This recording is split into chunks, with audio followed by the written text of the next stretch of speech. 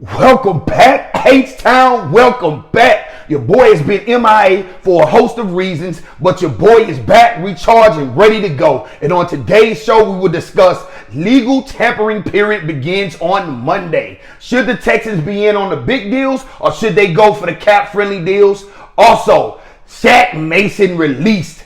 How are the Houston Texans going to replace Shaq Mason at the right guard? Will they do it via free agency of a veteran, or will they do it via the draft? And last but not least, the Christian Kirk trade. The Houston Texans sent a 7th-round pick to the Jacksonville Jaguars for slot receiver Christian Kirk. Should the Texans still be in the running for a first-round wide receiver via the NFL draft? H-Town, let's custom and discuss. Get your listening ears ready, strap up your boots, and let's go. Attention all operators on countdown 1. This is the final go, no go. Raptor 1. Go. Raptor 2. Go. Stage 1. Go. Stage 2. Go. Copy, go for flight. 5, 4, 3, 2, 1. We have liftoff. They fake it to Mixon. Stroud slips, but he's still able to complete it. Here comes Thompson. Oh! To the rim with authority. What's the foul? That ball's caught on the berm. Cam Smith.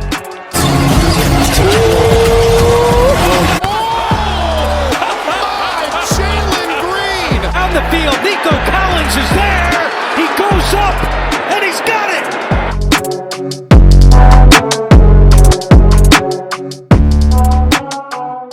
What it do, H-Town? What it do? You could have been anywhere in the world, but you chose to spend a few minutes here on Everything H-Town Sports Debate Show. I'm your dreadhead host, Hot Topic TV. And like always, please don't forget to like, subscribe, comment, share, hit that notification bell so you can get the latest flames that your boy drop about your Houston Texans, your Houston Astros, and your Houston Rockets. But I'm back, baby.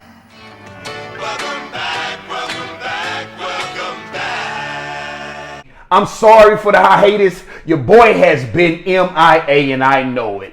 And it's a few things that came about and I had to take care of mentally, physically, spiritually. But your boy is back. I'm energized. I had a few haters, that tried to report my show. I got to sit up for this one. And everything. But your boy is back, man. I am back and I'm ready to talk Houston Texans, Houston Rockets, and Houston Astros. But for the first topic, baby, the legal tampering period starts on Monday. I am so happy.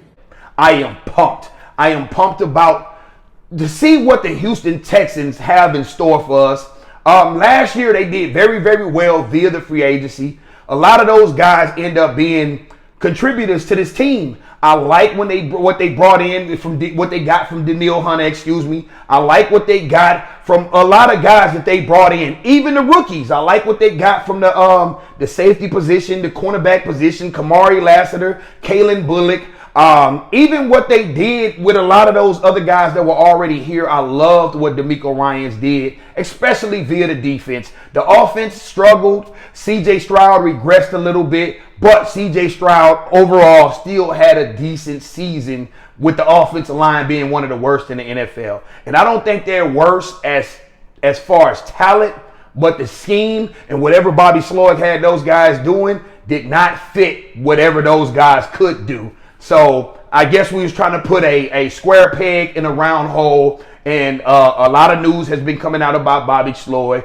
I'm not even worried about all that. I'm worried about the 2025 season and what the Houston Texans are going to do to make this offense better, to make this defense better, because we still need some more help in the defensive tackle position, because a lot of those guys are free agents.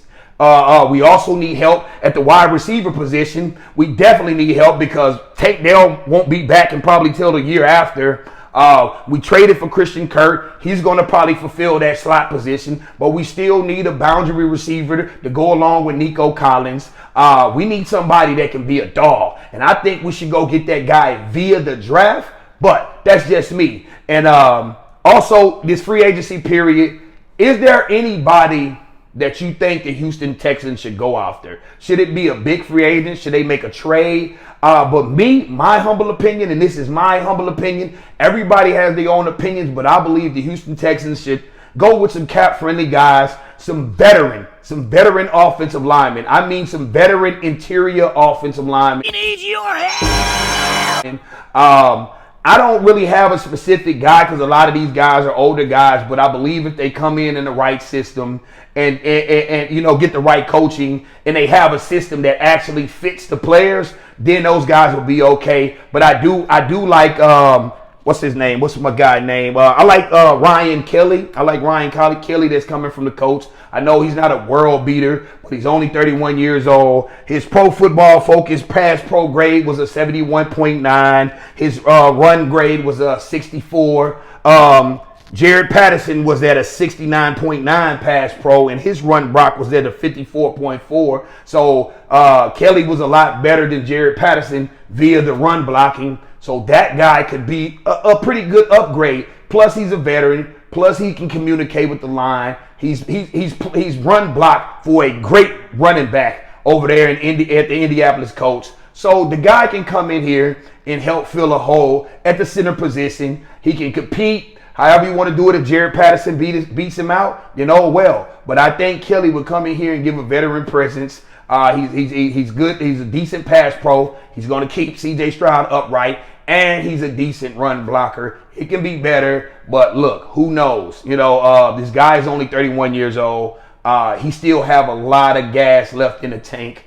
Also, what's the guy that I like? Kevin Ziegler, or if I'm pronouncing it right, from the Cincinnati Bengals, I believe. He's another piece that we can add. We need interior offensive linemen, period. We need as many as we can get via free agency to draft and let those guys compete. The tackle positions are pretty much straight. I don't know if they plan on keeping Titus Howard there or bumping him back out at the right tackle, but I like bringing in a number of veteran guys and letting them compete with this young group of offensive linemen. Not sure what they're going to do with Kenyon Green. Not sure if they completely done with cuts yet. I don't know. We'll see the start of free agency. Like I say, the legal tampering period starts Monday, but they can't legally sign until I believe it's Wednesday or Thursday. But those guys, I know they have a plan. Nick Caserio and head coach DeMeco Ryans has to have a plan via free agency and the draft. But right now it's about building through free agency, adding to the guys that you already have, re-signing some of your own guys like Derek Stingley. Got to give him an extension. We cannot lose an all-pro Derek Stingley. That's a baller. Like I say, Kamari Lassiter is a rookie. He's on a young deal. He was amazing. Kalen Bullock was amazing. This defense was amazing. We might have to give an extension to my guy out there, Daniil Hunter. To extend him another year or two because he played lights out as well, and he complements Will Anderson perfectly. That is probably the best defensive end tandem in the league anyway. But via free agency, it's not a lot of big time names or big time guys out there. The main guys who would have hit free agency that was kind of bigger names, they have been franchise tagged. So we're really going to have to piece this roster. Like I say, it's not always the big name and the big spenders who end up winning. So Nick Caserio knows this more than anyone. He's going to go out there and get the guys who's going to be swarmy and who's going to be a good teammate and is going to come in here, put their head down, continue to work, and help this organization get to the next level. Help us get past the cream of the crop in the Baltimore Ravens, in the Kansas City Chiefs, in the Buffalo Bills, even though we beat them last year mid-season. But we still have to get past this divisional round, man. We have to make it to the AFC Championship. And via free agency, like I said, starts Monday. We'll see what the Texans do. What do you guys think? Leave your comments. Type who you think they should go after. Should it be a wide receiver? Is it a guy out there that you like that they probably can put in here? Or should we go via the draft? Is there any offensive lineman that you like that you think may be a cheap trade or maybe good, maybe get released right before free agency? Let me know on that. But H-Town, that's what I think about the legal tampering period and free agency that's coming about. My boy Shaq Mason. I'm going to pour out a little bit for you, my boy Shaq Mason. I'm going to pour out a little bit for you. We will miss you. You gave us a good 2 years, man. A decent 2 years. But you came in here, you were serviceable. You got a bag anyway, so I can't feel too bad for you because you got a bag out of Nick Caserio. Being a Patriot, you may go back to the Patriots anyway. But, dude, you let your quarterback get killed. You, Kenyon Green, Juice Shrugs, a lot of you guys that was in the interior, let C.J. Stroud take way too many sacks and hits. Dude, it was ridiculous. The pressure rate, oh my God. The interior of this offensive line needs to be remade, redid, threw in the trash, bring them back, rebuild them, however you need to do it. We need to fix this offensive line just kind of like what the Chicago Bears, is doing for their young quarterback. I think we need to fix this line, and I can go with a veteran presence. I mean, we have a lot of mixture of young guys already. Bring in some vets. Let them compete with the young guys. Let them bring the best out the young guys. Let them coach the young guys. Bring in some help. But help me pour out a little bit for my boy Shaq Mason. But he left with the bag anyway. So it's not too much to talk about, but they did release a player who was a staple in his offensive line for the last 2 years for the winning seasons with head coach DeMeco Ryans. But last year, the showing of this offensive line, it needed some help. We got rid of the offensive line coach. We got rid of Bobby Slug, the offensive coordinator. We brought in a new offensive coordinator. We promoted the offensive line coach. So hopefully this worked. Hopefully Nick Caley or Carly or Caley, I don't know how to pronounce his name. Caley, I believe. Sorry. But hopefully he can come in and be a better offensive coordinator and work with the players and build the offense around the players that he have, versus trying to make these guys fit a system that just isn't working. You made Dameon Pierce fall off the cliff. You made a lot of guys who were very productive, even with a bad offensive head coach the year before. A lot of these guys were productive. Then you come and they fall off a cliff. They look good the first year. C.J. Stroud, I hear these guys had a bunch of bumping heads and a bunch of tug of wars, but it was productive. But C.J. Stroud needs an offense built around him and those players that they have. So, like I said, it starts from the interior offensive line. The tackle positions are pretty good. We have Fisher. We drafted in the second round last year. Even if they decide to bump Titus Howard in their left guard, we have the outside positions pretty set, unless you want to go get a swing tackle veteran or bring in a young tackle to compete again. But bye-bye, Shaq Mason. It's been good knowing you, and peace. I don't know how much juice Christian Kirk have in the tank left. I know the guy was a good slot receiver the first year the Jacksonville Jaguars traded for him. They spent the bag on him, and they overspent, if you ask me. But who cares?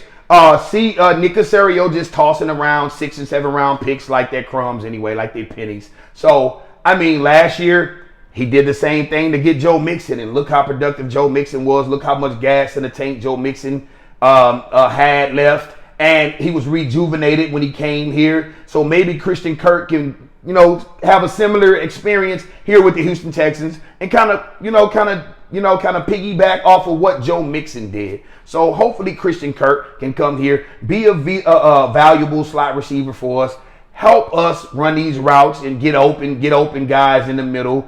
Like I said, we don't know what the offensive coordinator planned on doing, what type of system he's going to run. He's been in New England. He's been with the Rams. So we don't know. He's still a new offensive coordinator that never called plays. So I hope this works and it's not another Bobby Slug situation.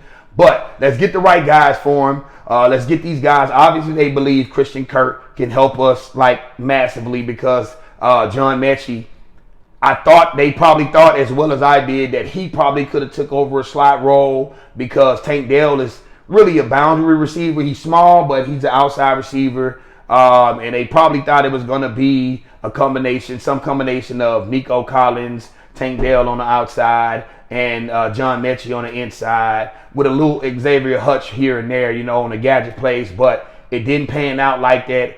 Like I say, we need some receivers, and we need receivers bad. I don't know, man. Dude, hopefully this feels, like he comes in and he does good for us and he helps us out. But I want to go and get the best dude that's on the board via the first round, the wide receiver from Ohio State, Emeka, but I don't know how to say his name, excuse me. You guys know I don't know how to say his name.